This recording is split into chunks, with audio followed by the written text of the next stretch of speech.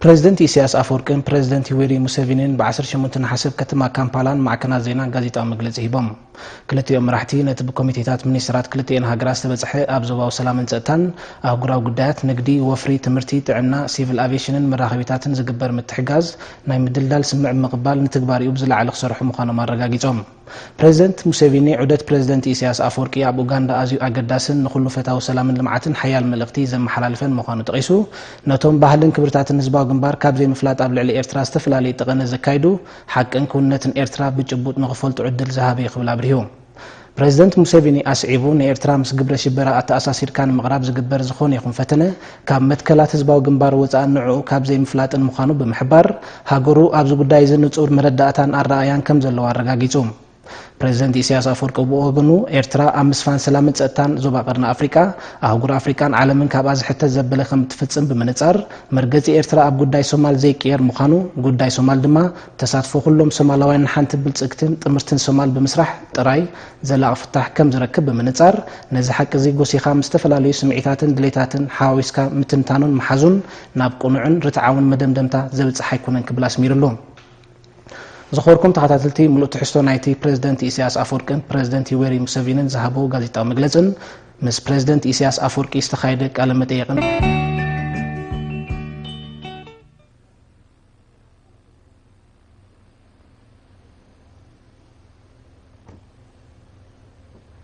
ክቡር President Isaias Afwerki President Uganda Yoweri Museveni ብዝገበረሉ ዕድመን ካብ 16 ክሳብ 19 ነሐሴ ኣብ ኡጋንዳ ዑደት ኣካይዱ ክቡር ፕሬዝደንት ኢሳያስ አፈወርቂ ዝመርሑ ልኡኽ ኤርትራ ናይ 3 መዓልታት ዑደት ኣብ ዝዛዘመሉ እዋን ኣብ ዝተኻየደ ጋዜጣዊ ዋዕላ መራሕቲ ክልቲአን ሃገራት ዝሃቦ ሓፂር መግለጽን ካብ ጋዜጠኛታት ንዝቐረበሎም ሕቶታት ዝተዋሃበ መልሲ ቀፂልና ነቕርብ We discussed a lot of things, many of which are not for rumor mongers in the form of press people. They are confidential discussions mainly. So I don't know what you want to know. Whether we can tell you our secrets, of course, I don't think His Excellency Isaias will tell you. Certainly I will not tell you the secrets. But if there are some other non-secret issues we can talk about, then we are available. I thank you very much. Okay. I just want to support what President Museveni said. I would like to thank him for giving me this opportunity. It's been late, but better late than never. Last meeting we had 5 years ago, and the exchange was a bit delayed because of communication delay in time and place. And this was a good opportunity for us because accumulated topics were discussed exhaustively, and we appreciate our partnership because we don't have courtesies. We talk about things frankly, and I believe this opportunity was a very successful engagement to talk on bilateral and multilateral issues, and we've reinforced our commitment to work together with other partners in the region to find a better environment, a good neighborhood for everyone to cooperate for the good of the people of this region. Once again, if you have questions, we are willing to listen to you, as my brother President Museveni has said, and the floor is for you now. All right, Your Excellency, does your visit to Uganda signal a change in Eritrea's policy towards Somalia, where you have been accused of supporting Al-Shabaab? Thank you. Well, I think you have to answer your question yourself to me, because you built on the assumption and your assumption about Eritrea supporting Shabaab. If you can provide evidences on that, then I give you an answer. But you're simply talking on your assumptions, on innuendos and guesses about this matter. So I'd like to say to you that it's not Shabaab issue, it's a Somali issue. The reconstitution of Somalia is not an option. Somaliland is there, Puntland is there, Mogadishu is there, Netherlands is there, Jubaland is there. We would like to see Somalia reconstitute after 20 years of disintegration.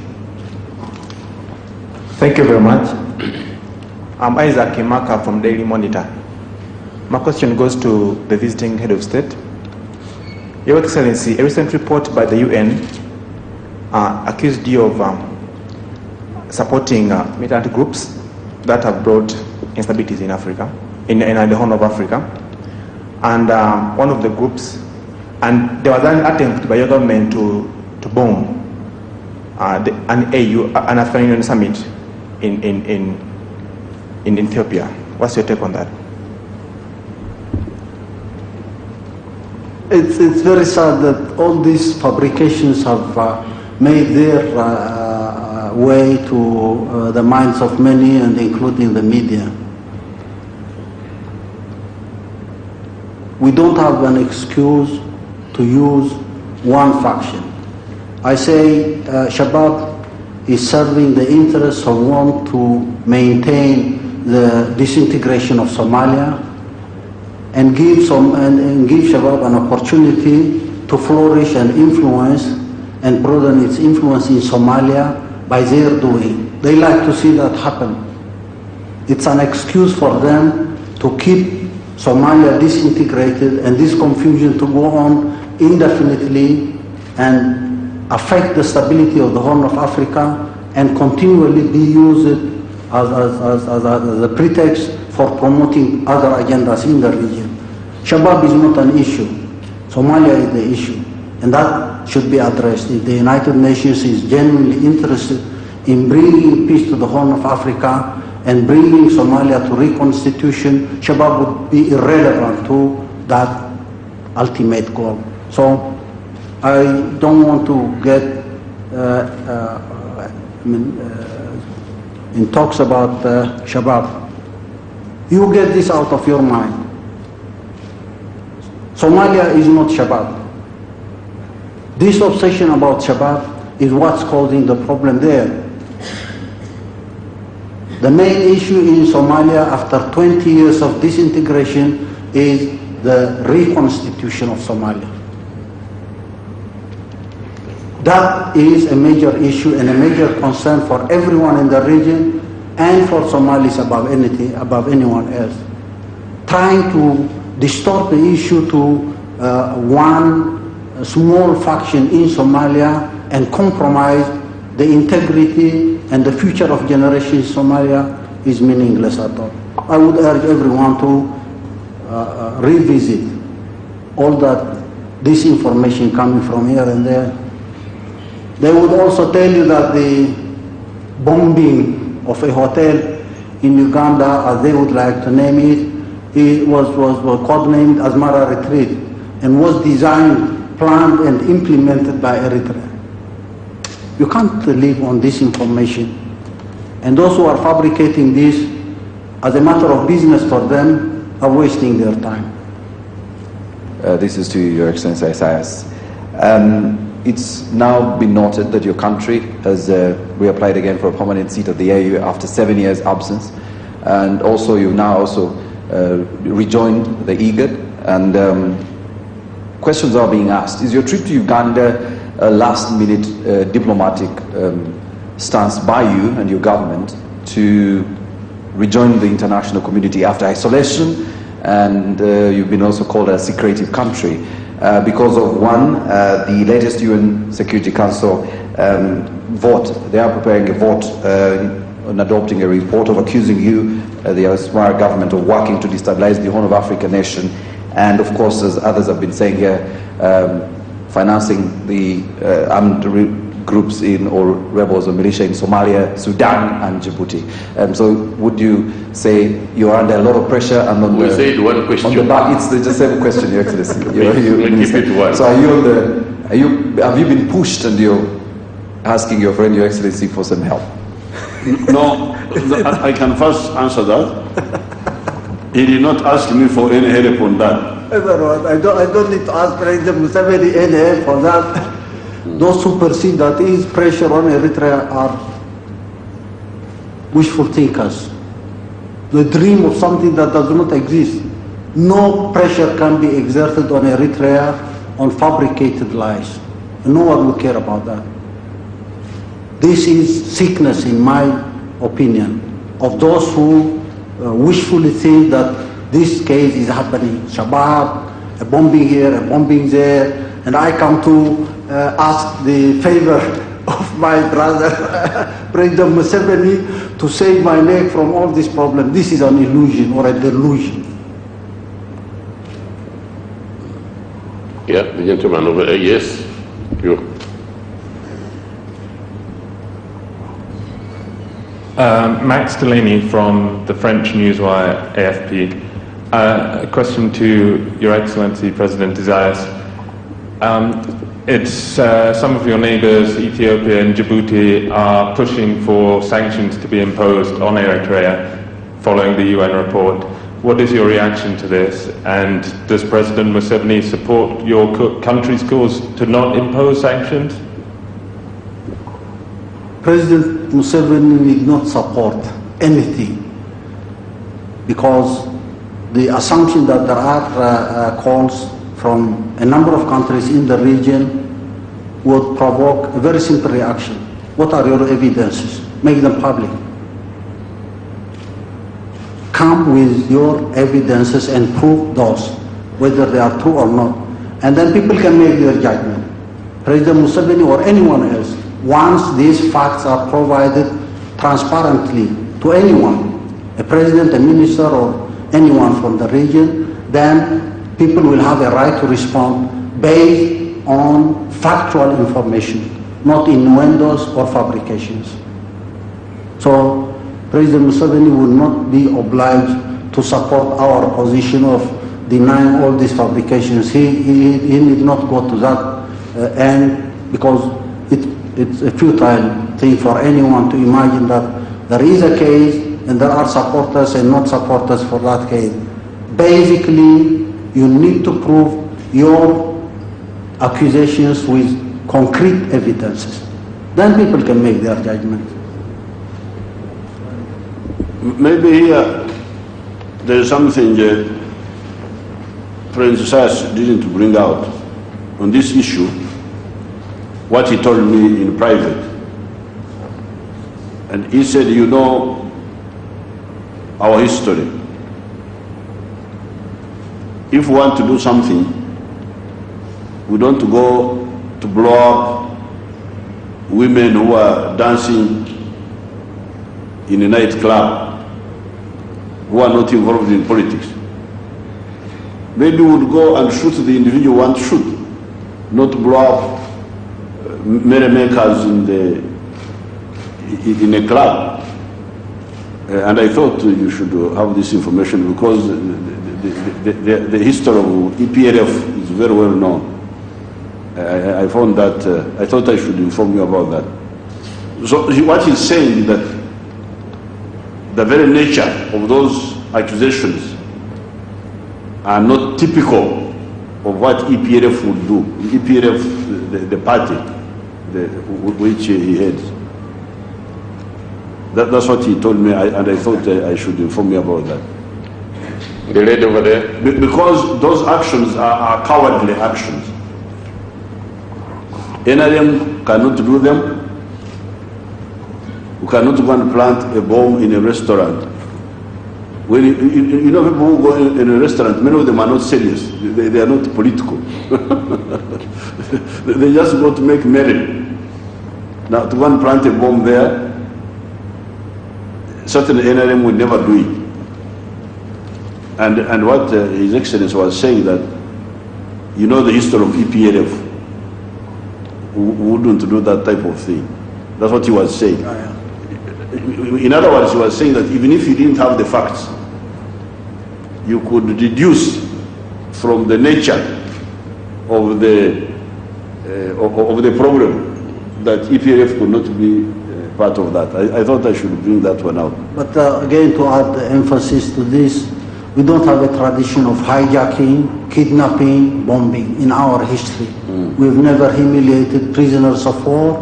We've never gone to hijack airplanes. We have never gone to bomb places where dwellings and peaceful people come, it's cowardly. It's not part of our history. And we don't see any sense in doing that. All those who do that are, by our culture and tradition, people who don't even have a case or a cause.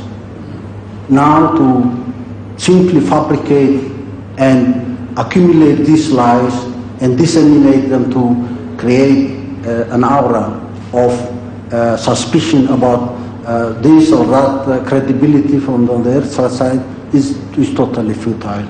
We don't do that. If we want to fight, we know how to fight. If we want to do anything in that regard, it has to conform to our tradition. We don't resort to this cheap and damaging operation. So that should be an emphasis added to what President Museveni said. Both your excellencies, who I knew before you were excellent, when you were denounced as terrorists, but I know I totally endorse what President Museveni said, that neither of you used those sort of tactics in your struggle. But having said that, I'd like to ask President Museveni if he accepts President Isaias Afwerki's assertions that Shabab is not the issue, that this obsession with Shabab is the problem, and that your troops in Somalia, your peacekeeping troops, are not threatened by Shabab. And the bombing here was not done by Shabab. Do you accept that? Yes, the bombing was done by Al-Shabaab, but Al-Shabaab is not supported by Eritrea. And secondly, what he said is also correct. Although in Mogadishu we have been fighting Al-Shabaab, but the issue of Somalia, you cannot solve it by not involving Somaliland, Puntland, the whole of Somalia, including Somalis in the diaspora. That is also correct. That's definitely correct. And that's what he said when he was speaking. If you allow, I may add something to that, just to remind people of what we're talking about. We're not getting distracted by this Shabab issue. There is a major issue in Somalia. The president of the TFG now in Villa, Somalia, was in Addis when he was ousted in 2006. He's part and parcel of the so-called Islamic courts of Somalia. The Islamic courts, people may name them liberals or radicals, but they are all the same. And he was there, and we did not recognize him as a government, but we recognized him as a Somali. Abdul Qasim Salat was there as a president of another TFG, the early TFG. We did not recognize his government because it was not representative of all Somalia. Abdullah Yusuf came, and we did not even recognize that. There has to be a legitimate representation with the full participation of all Somalis. So people who try to focus on this negative aspect of that phenomenon and boil down the issue of Somalia into an issue of Shabab is really distracting. And we are saying, and we've been talking about this with President Museveni for a long time, let's focus on the real issues. If Somalia can be reconstituted, if there is a viable government in Somalia with viable institutions, they will take care of any terrorist organization, piracy, or even the famine we see today could be managed by a viable Somali government. Somalis have resources, they can do their job well if they are allowed to reconstitute. But distracting the whole issue into one small group and creating a climate that totally distorts the focus of efforts doesn't make any sense. So that is an issue we commonly share, and we would like to see a sustainable solution to the problem without disregarding those forces that are using the vacuum in Somalia for their own agendas. But that's not a priority for us at the moment. I just want to add this to clarify to all journalists here that we're not talking about Shabab. We're not obsessed with that. We need to focus on some other serious issues. Okay, thank you very much. Thank you, and this marks the end.